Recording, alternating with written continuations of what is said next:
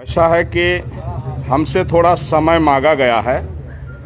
तो वहाँ विधिक कार्रवाई जो है करने के लिए मुझे आश्वासन मिला है कि संविधान की रक्षा हर संभव में की जाएगी और वहाँ जांच की जा रही है। जो लोग जो है इस तरह से अनलीगल असंवैधानिक कदम उठाए हैं, तो हमने जो है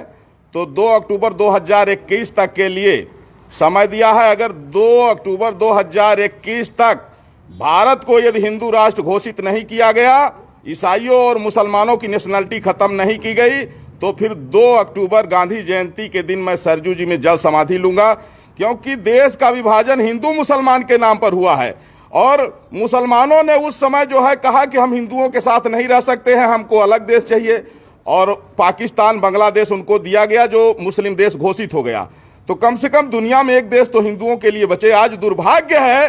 कि वेस्ट बंगाल में जितने यहाँ के मुसलमान हैं वो भी रोहिंग्याओं के साथ मिलकर के एक तरफ से हिंदुओं की हत्या कर रहे हैं, और उसी तरह जो है तो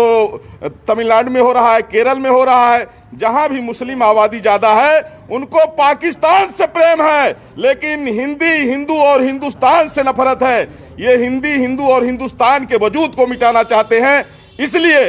अब आवश्यक है कि भारत को हिंदू राष्ट्र घोषित किया जाए, और अगर ऐसा नहीं होगा तो मैं जगत गुरु परमहंस आचार्य पीठ स्थित तपस्वी छावनी राम घाट अयोध्या से हमने इनको 4 महीने का समय दिया है, नहीं तो गांधी जयंती के दिन 2 अक्टूबर 2021 को सरजू जी में जल समाधि लूंगा। आशा करता हूं कि आदरणीय प्रधानमंत्री नरेंद्र मोदी जी के नेतृत्व में संविधान की रक्षा के लिए यह महत्वपूर्ण कदम जरूर उठाया जाएगा। कि जब वहां की स्थिति से पता लगा कि जब वहां राज्यपाल महोदय पीड़ितों से मिलने के लिए गए, तो जिस तरह से वहाँ के मुस्लिम समुदाय ने, रोहिंग्याओं ने उनके साथ में जो बदसलूकी किया, इससे ये पता लग रहा है कि अब पूरे देश में मुसलमानों की नागरिकता समाप्त होनी चाहिए, भारत हिंदू राष्ट्र घोषित होना चाहिए। नहीं तो 13 बार भारत के बंटवारा हो चुका है और अब स्थिति में भारत नहीं है कि फिर से ये बंटवारा झेल सके। तो इसलिए राष्ट्र की एकता और अखंडता के लिए चाहे जान चले जाए, लेकिन मुसलमानों की नागरिकता समाप्त होनी चाहिए, भारत हिंदू राष्ट्र घोषित होना चाहिए, और इसके लिए हमने 4 महीने का समय दिया है। महाराज जी, अगर